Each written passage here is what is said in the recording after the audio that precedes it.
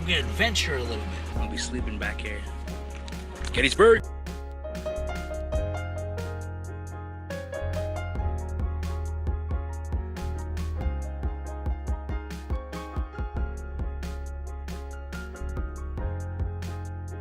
I'm about to do it. Sleeping at Walmart.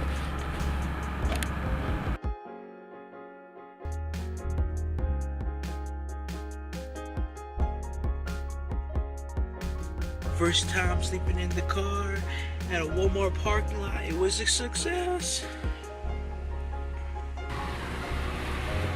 It was awesome. It was awesome. I slept well, mattress, nice and cool.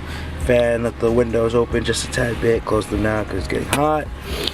But yeah, that was an experience.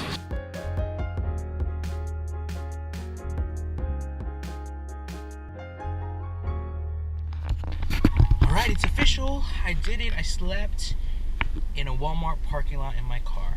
And now I'm gonna head to Gettysburg. I haven't been there since I was 12 years old, so I am super excited.